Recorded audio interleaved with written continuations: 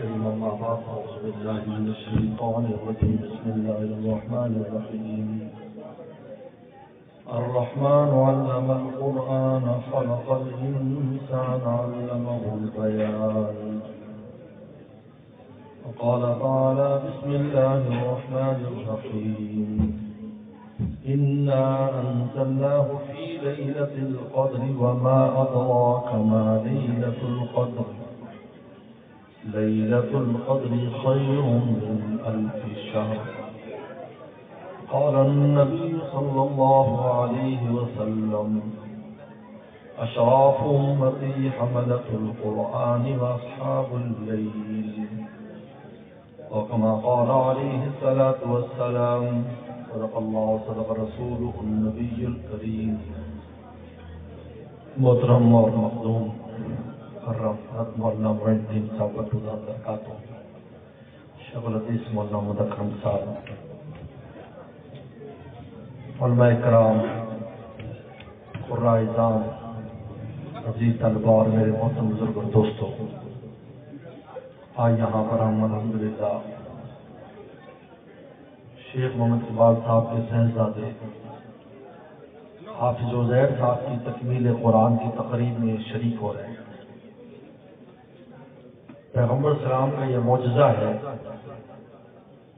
کہ آپ کی امت میں ایسے افراد قیامت تک پیدا ہوں گے جو وحی الہی کا بوجھ اٹھائیں گے۔ قرآن مجید نے خود قرآن کے بارے میں فرمایا ہے کہ لو انزلنا ھذا القرآن علی جبل، اگر ہم پہاڑ پر اس قرآن کو نازل کر دیں لرأیت خاشعا متصدعا من خشیۃ اللہ، اللہ کے خوف سے دب جاتا، ریزہ ریزہ ہو جاتا۔ لیکن پیغمبر سلام کی یہ خاص برکت ہے اور آپ کا فیضان ہے کہ اس امت کے سینوں کو اللہ تعالیٰ نے انجیل کی تختیوں کی طرح قرآن مجید محفوظ کرنے کا ذریعہ بنایا۔ چنانچہ آپ نے تنصت فرمایا کہ اللہ نے میری امت کے جو سینے ہیں وہ انجیل کی تختیوں کی طرح بنائے۔ جس طرح تورات انجیل جنت کی تختیوں پر محفوظ تھی، اللہ تعالیٰ نے بجائے جنت کی تختیوں کے جنتیوں کو منتخب کیا کہ جنتی لوگ حفاظت کریں، کیونکہ جو حافظ قرآن ہے وہ نہ صرف خود جنتی ہے بلکہ دوسروں کو جنت میں لے جانے کا ذریعہ ہے۔ حدیث شریف میں آتا ہے کہ 10 ایسے انسان جن پر جہنم واجب ہو چکی ہوگی اس کو اختیار ہوگا ان کی سفارش کرو اپنے ساتھ جنت میں لے جاؤ۔ اور جہاں تک والدین کا تعلق ہے تو حدیث شریف میں آتا ہے کہ ان کو ایسا تاج پہنایا جائے گا کہ چاند سورج کی روشنی اس کے سامنے مان پڑ جائے گی۔ چنانچہ اورنگزیب عالمگیر نے جب قرآن مجید اس کے بیٹے نے حفظ کیا تو اپنے والد کو گوالیار کے قلعے میں مبارکباد دینے گیا، یعنی دادا کو، تو دادا نے کہا تاج تو تجھے پہنایا جائے کہ مجھے نہیں۔ تو اورنگزیب عالمگیر حالانکہ بادشاہ تھا، 50 سال اس نے حکومت کی، اس نے بادشاہت کے دوران ہی قرآن حفظ کیا اور اپنے والد سے جا کر کہا کہ اب انشاءاللہ آپ کو بھی تاج پہنایا جائے۔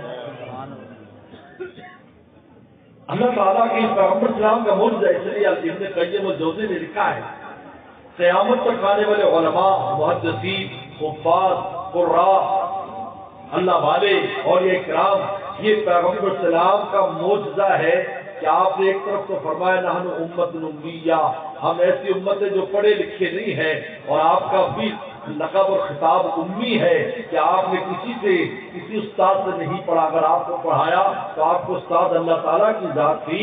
لیکن پھر ایسے بڑے بڑے علماء، حفاظ، قراء اس امت کے اندر پیدا کر دیے، رسول اللہ صلی اللہ علیہ وسلم کے معجزات میں سے ایک معجزہ ہے۔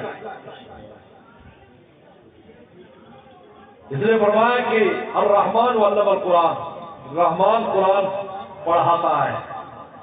اللہ نے اپنی طرف نسبت کی تعلیم قرآن کی، حالانکہ استاد نے پڑھایا۔ مدرسے میں قرآن مجید، کیا نام مدرسہ کہاں کیا؟ مدرسہ نظام الدین میں والے ہمارے برادر گرامی مولانا معین الدین صاحب کی زیر سرپرست کر رہا ہے۔ استاد نے پڑھایا، مدرسے نے پڑھا، والدین نے محنت کی، بچے نے محنت کی، لیکن اللہ تعالیٰ نے فرمایا سب کی محنتوں کو میں اپنے کھاتے میں ڈالتا ہوں۔ الرحمن نہیں سبحان اللہ عجیب بات ہے، یعنی ایسی ہے جیسے مزدور مزدوری کرے، بادشاہ کا میں نے کیا ہے، بتاؤ مزدور کے لیے اس سے بڑا کیا ہے؟ اللہ فرماتا ہے رحمان سکھاتا ہے، اس لیے کہ یہ قرآن مجید پڑھانا اور یاد کرنا کرانا جب تک اللہ کی شان رحمت شامل نہ ہو یہ ممکن نہیں ہے کہ سپارے اپنے سینے میں جمع کرنا۔ ہمیں تو کل کی بات یاد کرتی ابھی انٹرویو کا لے کر ناشتے میں کیا کھایا مجھے پتہ نہیں، اور انسان کی بنیاد میں نسیان ہے، لیکن انسان دو چیز سے انسان نسیان سے مستق ہے اور انس سے مستق ہے، اکیلا نہیں رہ سکتا، اس کو بھائی بن چاہیے، اور بات بھول جاتا ہے۔ اگر ہمیں نسیان نہ ہوتا تو سارے غم ہمارے ہمیشہ تازہ رہتے اور اسی غم میں ہم مر جاتے، لیکن 2-4 دن کے بعد انسان بھول جاتا ہے کہ یا کوئی واقعہ ہوا تھا۔ اس لیے انسان نسیان سے، لیکن اس کے باوجود 30 سپارے سینے میں جمع ہو جانا اور مصلی پر کھڑے ہو کر اس قرآن کو سنا دینا اور پڑھ دینا، بتائیے یہ اللہ تعالیٰ کی شان رحمت ہے۔ اس لیے ہمارے اکابر فرمایا کرتے ہیں اگر یہ دیکھنا ہو کہ اس پر اللہ کی کتنی رحمت ہے تو یہ دیکھو کہ قرآن مجید کا کتنا حصہ اس کے پاس ہے۔ اگر کسی کو یہ دیکھنا ہو کہ اس پر شان رحمت ہے، دیکھو آپ سے قرآن ہے، اس پر اللہ تعالیٰ کی رحمت ہے، کیونکہ رحمان و علم القرآن خلق الانسان علمہ البیان، انسان کو پیدا کیا اور زبان دی، یعنی یہ زبان کی گویائی جو ہے، یہ فرماتے ہیں کہ ہمارے پاس 2 چیزیں بڑی عجیب ہیں، ایک دل اور ایک زبان، اس لیے کہ زبان سے قرآن پڑھا جاتا ہے اور دل میں محفوظ ہوتا ہے، اور یہ وہ وحی الہی ہے، وہ وحی الہی ہے جس کے بارے میں خود قرآن کہتا ہے کہ جب یہ وحی نازل ہوتی ہے فرشتوں پر بے ہوش ہو کر گر پڑتے ہیں، اور ایسی زوردار آواز کا صدر اللہ صفان جس طرح کے پتھر کے اوپر زنجیر گسیٹی گئی ہو، اور پیغمبر صاحب جب اترتا تھا تو فرمایا کہ اس طریقے پر آواز گھنٹیوں کی آواز پیغمبر کا سب سے جرف گھنٹی کی آواز آتی تھی، اور اتنا بوجھ رسول اللہ پر ہوتا کہ اونٹ بھی ہوتا تو زمین پر بیٹھ جایا کرتا۔ فرمایا کہ ہم نے یہ زبان انسان ایسی مسلمان کو دی ہے آسانی سے قرآن پڑھ لیتا ہے۔ یہ ہمارے استاد مفتی ولی حسن ٹونکی رحمۃ اللہ علیہ فرمایا کرتے تھے کہ بھائی یہ جو پیغمبر السلام نے بوجھ اٹھایا تو امت کے لیے آسانی ہو گئی، اگر پیغمبر السلام بوجھ نہ اٹھاتے تو امت اس قرآن مجید کو بتائیے کیسے پڑھتے، سارا بوجھ آپ نے اٹھایا، ہمارے لیے قرآن آسان ہو گیا۔ تو خلق الانسان اس لیے پیدا کیا کہ تمہارا جو جسم ہے اس کو قرآن کی تعلیمات میں ڈھالو، آنکھ وہاں استعمال کرو جہاں قرآن اجازت دیتا ہے، کان وہاں استعمال کرو جہاں اجازت دیتا ہے، ہاتھ پاؤں اپنے جسم کو قرآن کی تعلیمات میں ڈھالو۔ اس لیے عائشہ صدیقہ رضی اللہ تعالی عنہا سے پوچھا کہ پیغمبر السلام کے اخلاق کیسے تھے، فرمایا کانا خلق القرآن، کہا کہ قرآن پڑھ لو، قرآن میں جو اخلاقیات بیان کی تو رسول اللہ اس کی عملی تفسیر تھے، ایک قولی تفسیر ایک عملی، قول سے بھی تفسیر کی اور عمل سے تفسیر۔ یہ فرمایا ایسے نماز پڑھو جیسے میں پڑھتا ہوں، مجھے نماز پڑھتے دیکھ لو تو تمہیں عقیب الصلاۃ کا کمال سمجھ میں آ جائے کہ نماز کیسے پڑھتے ہیں، مجھے شرائط اور مشکلات سے صبر کرتے دیکھ لو، ان اللہ صابرین کا مفہوم تم کو سمجھ میں آ جائے گا۔ آپ عملی تفسیر دے، قولی تفسیر یا عملی، کہا خلق القرآن، اللہ نے باڈی اس لیے دی، جسم اس لیے دیا ہے کہ اس قرآن مجید کے مطابق اس کو ڈھالیں، اور یہ دل اس لیے دیا ہے کہ اس میں قرآن مجید کو محفوظ کریں، اور زبان اس لیے دی ہے کہ اس سے قرآن مجید کی تلاوت کریں۔ یہ بس آخری بات کرتا ہوں، حضرت مولانا قاسم نانوتوی رحمۃ اللہ علیہ یہاں جتنا فیضان مدارس کا ہے، ان کے بانی و بانی یہ شخصیت ہے، اللہ با شخصیات سے ایسا عظیم الشان کام لیتے ہیں کہ قیامت تک وہ بڑھتا رہتا ہے، کام نہیں ہوتا۔ حضرت مولانا الیاس صاحب رحمۃ اللہ علیہ سے تبلیغی جماعت کا کام ایک چھوٹی سی مسجد میں چھوٹی سی تشکیل، لیکن آج دیکھیں دنیا کا کوئی خطہ ایسا نہیں ہے جہاں تبلیغی جماعت کی پہنچ نہیں ہے۔ حضرت مولانا قاسم نانوتوی رحمۃ اللہ علیہ چند جمع ہو کر ایک مدرسہ بنایا کہ بھائی اس انگریز نے تو آ کر مسلمانوں کی اسلام پر ہی حملہ کر دیا، صرف ملک پر حملہ نہیں کیا، ہمارے دین و عقائد پر حملہ کر کے کیسی حفاظت کرے، مدرسہ بناؤ۔ یہ چھوٹا سا مدرسہ بنایا ایک انار کے درخت کے نیچے، آج اس کی اخلاص کی یہ برکت ہے کہ دنیا کا کوئی خطہ نہیں ہے جہاں پر قرآن کا مدرسہ نہیں ہے، ہاں وہ امریکہ ہو، ہاں وہ افریقہ ہو، ہاں وہ لندن ہو، ہاں وہ آسٹریلیا ہو، ہاں وہ صحرا ہو، ہاں وہ جو ہے وہ وادیاں ہو، کہیں بھی چلے جائیں آپ کو قرآن مجید کی تعلیم کے مدارس پورے عالم میں ملے، پورے عالم میں کوئی ان کو روک نہیں سکتا۔ قرآن پڑھا جا رہا ہے پورے عالم میں۔ آج جو نقشے آپ کے سامنے نظر آ رہے ہیں، ہمتوں کے نقشے، ایمان والوں کی ایمانیات کے نقشے، اس کے پیچھے یہ کتاب ہے۔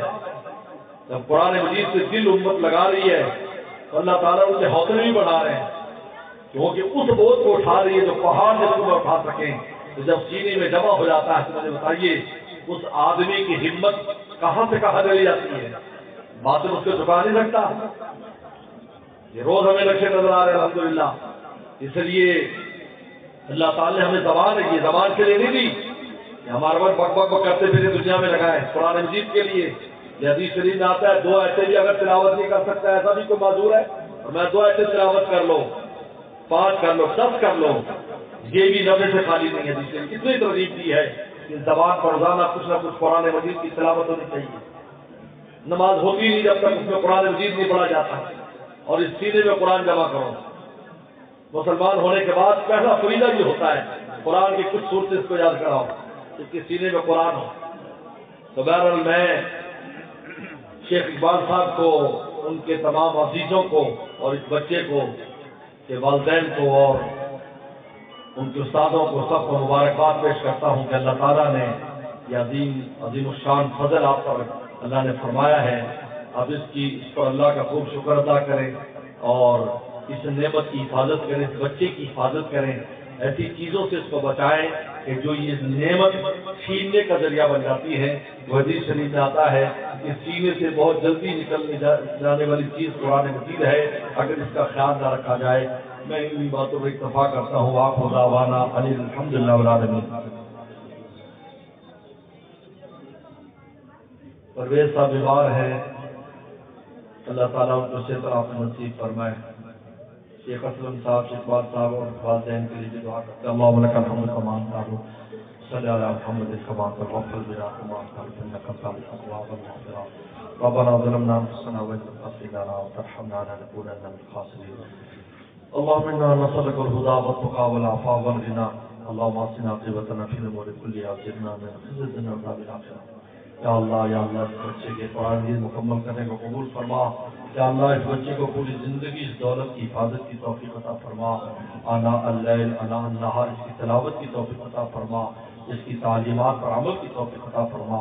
یا اللہ اس بچے کو اپنے والدین کے لیے، استادوں کے لیے، مدرسے والوں کے لیے، مدرسے کے معاملین کے لیے صدقہ جاریہ فرما۔ یا اللہ آج اس مبارک تقریب کو قبول فرما، اس میں جتنے بھی مرد و خواتین شریک ہوئے ہیں یا اللہ اس کا نور اور اجر ہم سب کو عطا فرما۔ یا اللہ ہمارے بچوں کو علم نافع عمل مقبول عطا فرما۔ یا اللہ ان مدارس سے دینی تعلیم کی بہار ہے، ان تمام مدارس کو یا اللہ ہمیشہ قائم اور دائم فرما۔ اس کے حالات بھی رفاق المدارس میں ہونے والے سے بھی طلبہ طالبات کو اچھے نمبروں سے کامیابی عطا فرما۔ یا اللہ اس بچے کے والدین کو آئندہ کے لیے اپنی زندگی کو شریعت کے مطابق ڈھالنے کی توفیق عطا فرما۔ یا اللہ خوب یا اللہ اس نعمت کے اس بچے کی حفاظت کی توفیق عطا فرما۔ یا اللہ ہم سب کو اپنے بچوں کو دینی تعلیم دلوانے کی توفیق عطا فرما۔ یا اللہ دنیا کے حسنات کی نصیب فرما، آخرت کے حسنات کی نصیب فرما، دنیا اور آخرت کی ذلتوں سے ہماری حفاظت فرما، ہر طرح کی عافیت یا اللہ نصیب فرما۔ یا اللہ ہر دوست کی جو بھی حاجت اپنے خزانوں سے ہماری حاجات پوری فرما۔ یا اللہ غزہ اور فلسطین کے مسلمانوں کی مدد فرما۔ یا اللہ ان کی نصرت فرما۔ یا اللہ ان کی مدد فرما، ان کی نصرت فرما، یہود اور نصارہ کو تباہ و برباد فرما۔ یا اللہ ملک پاکستان کے چپے چپے کی حفاظت فرما۔ یہ ملک قائم ہے تو یا اللہ یہ سب دینی بہاریں بھی قائم ہیں، اس ملک کی خوب حفاظت فرما، ملک و ملت کا درد رکھنے والے حکمران نصیب فرما۔ یا اللہ اور دوست کی جو بھی حاجت ہے اپنے خزانوں سے ہماری حاجات کو پورا فرما، ہمارے مسائل کو حل فرما۔ ربنا تقبل منا انك انت السميع العليم صلى الله تعالى على خير خلقه محمد وآله وصحبه اجمعين۔